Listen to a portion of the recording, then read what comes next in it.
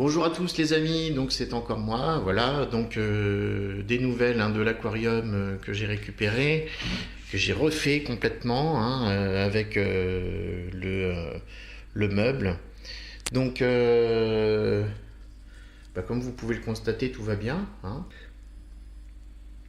Mon copain Bruce qui a bientôt terminé sa convalescence est là. Salut Bruce. Donc voilà. La pompe fonctionne, tout est fonctionnel, tout est nickel. Aucune fuite, toujours aucune fuite. Donc voilà. Je pense que mon petit cerclage, je vais quand même le laisser, on sait jamais. C'était pour vous montrer entre autres qu'il était possible de récupérer un bac et de le refaire complètement. Je précise, bon, je vous ai pas montré les étapes parce que j'ai eu beaucoup de boulot à faire là-dessus. J'ai quand même consacré pas loin d'une semaine. Donc oui, pour vous préciser que j'ai fait les joints extérieurs, j'ai été obligé de gratter. Je sais pas si vous vous souvenez de l'état, on voyait bien que les joints n'étaient pas bons. Donc j'ai gratté complètement les joints extérieurs sans aller entre les deux vitres. Je précise, c'est très important. On utilise un cutter, une lame de cutter à plat. On met un petit coup d'acétone, on nettoie bien. Et puis ensuite, on remet du joint propre, nickel, avec une petite, un doigt trempé dans l'eau ou dans de l'eau un petit peu savonneuse si vous pouvez. Et puis voilà. Donc j'ai essayé aussi de récupérer, de laver les vitres à l'acide chlorhydrique. Donc ça a très bien marché. Donc voilà, pour vous dire que c'est possible. On fait les joints extérieurs, on nettoie bien l'acétone, on gratte aussi les joints à l'intérieur, un coup d'acétone aussi. Je précise, on ne gratte pas entre les deux vitres. On ne doit pas aller entre les deux vitres, sinon ce n'est plus hermétique. On crée une brèche et là du coup ça peut être la catastrophe. Si on veut être sûr, on fait comme moi, on cercle avec une sangle en haut et en bas. Et puis au moins on est sûr du résultat. Là ça se voit pas. La sangle, vous la voyez pas en haut. Vous voyez, on en voit un petit morceau ici. Bon, il y a en bas on la voit. Mais bon, c'est pas grave, c'est pris dans le couvercle. Donc en guise de renfort. Donc voilà. Donc c'est possible. Faut juste de la patience, du temps et puis surtout être très très très très propre. On gratte bien et on se munit d'acétone, c'est très important. Attention quand même à l'acétone, on y va mollo sur le chiffon, parce que l'acétone va commencer à bouffer vos joints. Donc on en met vraiment sur un chiffon, on frotte et c'est tout. C'est juste pour enlever le surplus de colle qu'il pourrait y avoir sur les vitres.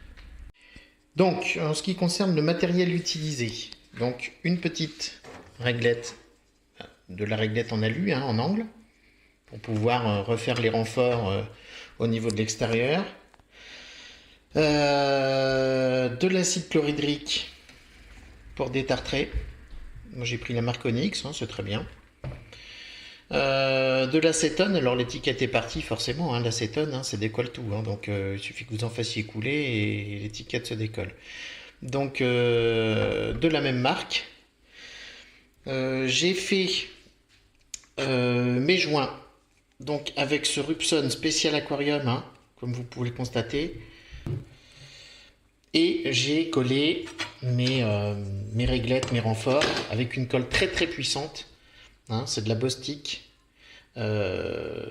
conditions extrêmes, donc collage d'éléments fortement exposés, variations climatiques, résiste à la pluie, au gel, aux UV, résistance à l'arrachement. Donc ça colle le PVC, le métal, le bois, les dérivés, l'acier, l'aluminium, la brique, le verre, le béton, le zinc. Donc colle tout support, même humide. Ça résiste à la chaleur, c'est vraiment parfait pour les conditions extrêmes. Donc ça c'est pour l'extérieur. Je rappelle au niveau des renforts, je ne fais surtout pas de joint avec ça, bien évidemment. D'accord?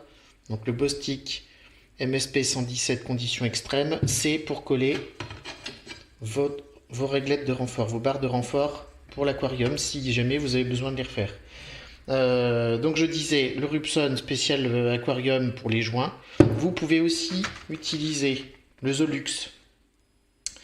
Le Zolux qui est une colle aussi très spéciale, hein, c'est du silicone, hein, très bonne qualité. J'en garde quand même un tube sous la main. Je ne l'ai pas utilisé, je vais utiliser que le Rupson. Mais si besoin est, j'en ai sous la main. Le tube de Rupson n'étant pas terminé, il m'en reste encore pas mal. Bon, puis bien sûr, cutter, évidemment.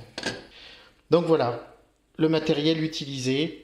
Il n'y en a pas pour cher hein, en tout là-dedans. Je crois que je dois en avoir pour peut-être 60 euros, je ne sais pas exactement. Mais, on rigole pas avec l'aquarium. Hein, 200 litres d'eau en cas de fuite ou autre. Imaginez un peu les dégâts dans une maison.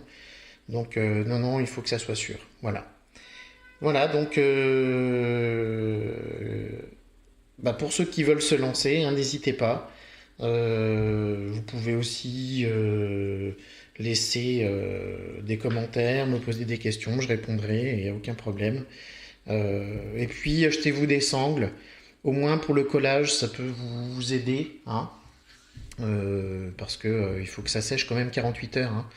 Donc c'est toujours utile, hein, puis ça coûte pas très cher des sangles, donc ça peut toujours servir. Voilà, à bientôt!